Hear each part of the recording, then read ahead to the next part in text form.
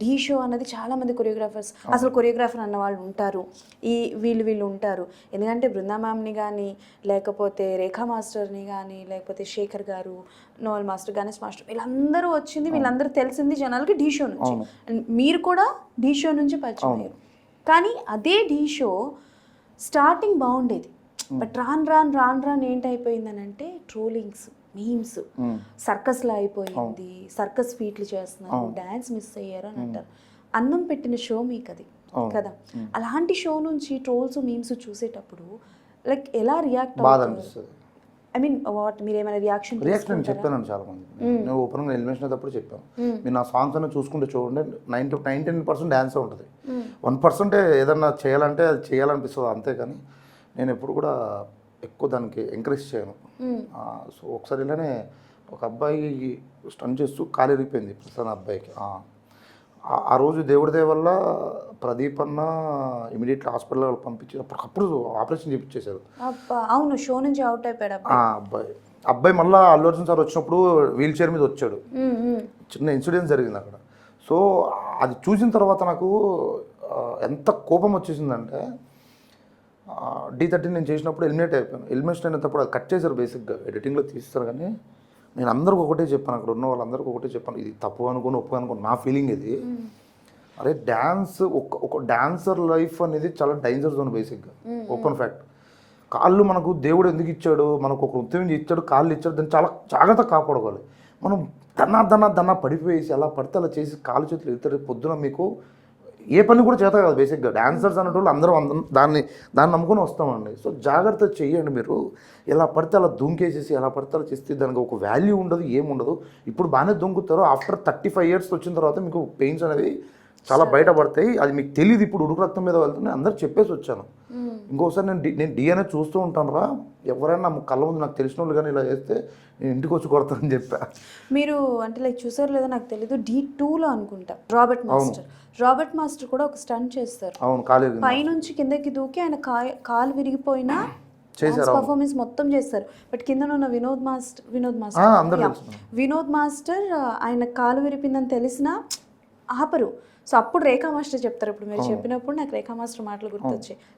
D2లో dancer చేశాను actually. D2లో dancer చేసి గ్రూప్లో. ఓకే, యాసిన్ మాస్టర్ అప్పుడు బాగా వచ్చేదండి మాకు. అసలు అయ్యో బాబు, అసలు నాకు ఆ పేమెంట్ దొరికితే హ్యాపీరా బాబు అని వచ్చేది. ఎంత ఇచ్చేవారు అప్పట్లోనే?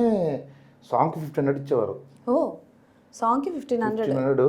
ప్రాక్టీస్కి మళ్ళీ డబ్బులు ఇచ్చేవాళ్ళు, ఫుడ్ పెట్టేవాళ్ళు. అప్పట్లో 1500 రూపాయలు అంటే నేను వెళ్ళింది ఏంటంటే, అందులో మన డాన్సర్స్ ఎవరిని పడితే వాళ్ళని పిలిచేవాళ్ళం కాదు, అందులో కూడా సెలెక్షన్ చేసేవాళ్ళు మాస్టర్లు. అలా సెలెక్ట్ అయ్యి వెళ్ళాం మేము. అప్పుడు ఏంటంటే ఫుడ్ పెట్టేవాళ్ళు, 100 రూపీస్ ఇచ్చేవాళ్ళు. టిఫిన్ 3 పూట్ల అన్నం పెట్టేవాళ్ళు. టిఫిన్ 100 రూపీస్ మళ్ళీ బయట ఇచ్చేవాళ్ళు, కన్వీనియన్స్. పేమెంట్ ఇచ్చేవాళ్ళు. షెడ్యూల్కు 3 సాంగులు అండి, 1 వీక్. ఆహా రాజా, పేమెంట్ వచ్చిందంటే చాలు, బట్టలు షూలు కొనుక్కునేవాళ్ళు.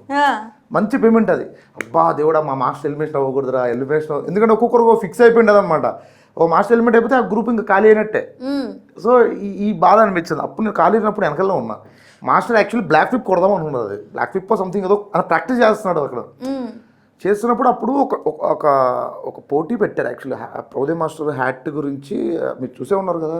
ప్రౌదే మాస్టర్ హ్యాట్ ఈ దాంట్లో ది బెస్ట్ పర్ఫార్మెన్స్ ఎవరిస్తే అలా చేస్తారని, అది బాగా ఛాలెంజింగ్గా తీసుకున్నారు అనమాట. అంటే ఢీ షో కొంతవరకు నేను చూశాను, బట్ ఆఫ్టర్ కొన్ని రోజుల తర్వాత టీఆర్పీ రేటింగ్ కోసం చేసే స్కిట్లు ఎక్కువైపోయాయి. అది డ్యాన్స్ షోనో కామెడీ షోనో అర్థం అవ్వట్లేదు.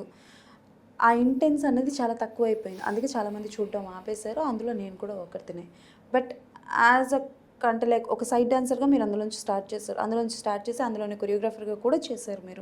మీరు చూసిన మార్పులు ఏంటి షోలో? మనం ఇప్పుడు చెప్తే ఎలా ఉంటుంది అంటే, ఒకరిని విమర్శించినట్టు అయిపోద్దండి. మనం బేసిక్గా ఎందుకంటే అందరు కొరియోగ్రాఫర్సే. సో ఎవరి స్టైల్లో వాళ్ళు చేస్తారు, వాళ్ళ స్టైల్లో అలా అనేసి వాళ్ళు ఒక్కొక్కరు ఒకలాగా ఫస్ట్ వేరే వాళ్ళు స్టార్ట్ చేశారు. అది పేర్లు ఎందుకులేండి, వద్దు. ఏమైపోతుంది అంటే అన్నట్టు స్టార్ట్ చేశారు, అది అలా కంటిన్యూ అయిపోయారు. ఓహో ఇలా చేస్తే సాంగ్ హిట్ అవుద్దా, ఇలా చేస్తే ఇలా ఉంటుందా అన్నట్టు అందరూ అలా చేశారు. అక్కడి నుంచి స్టార్ట్ అయింది. అది నేను చూస్తూ ఉండేవాడిని. చూస్తున్నప్పుడు ఓకే ఇక్కడ నుంచి స్టార్ట్ అయింది. నన్ను చాలామంది అడిగారు కూడా, నువ్వు చేయొచ్చు కదా ఇట్లా.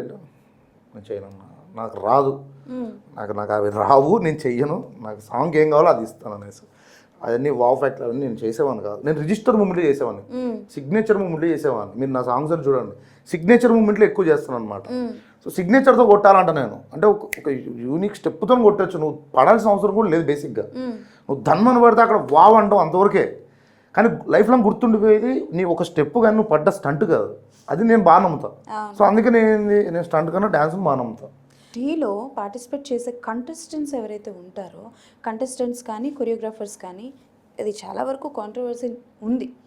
తెలుగు వాళ్ళు ఉండరు, తక్కువ మంది ఉంటారు. అది అంటే అది లోపల లోపల లోపల లోపల మాత్రమే జరుగుతుందా? ఆడిషన్స్ అని పేరుకు మాత్రమే పెడతారా? లేదు అలా నేను ఆడిషన్ చేసి వచ్చానండి, నాకు ఒక్కరు తెలియదు, నాకు ఒక్కరు కూడా తెలియదు. లేదు అట్లా ఉండదు.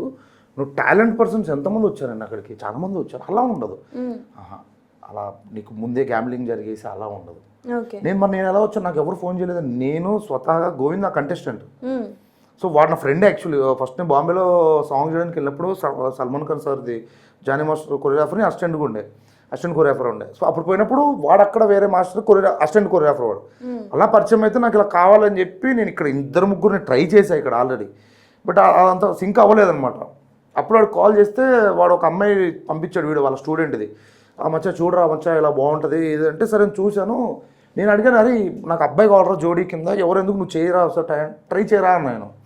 అమ్మ మరి నేను నా స్టైల్ అంతా ఇది వేరే ఉంటుంది, మరి నీ స్టైల్ నేను ఆడతాను లేదో తెలియదు కదంటే, నువ్వు రా ఫస్ట్ ఒకసారి ట్రై చేయి, వీడియో పంపించు అని చెప్పి అప్పుడు వీడియో చేసుకుని అలా వచ్చి మేము వెళ్ళాము. అక్కడికి వెళ్ళాము, ఎంతోమంది వచ్చారు. బట్ అదే అన్నా, మనం చేసే దాన్ని బట్టి మనం సెలెక్ట్ అవుతాం.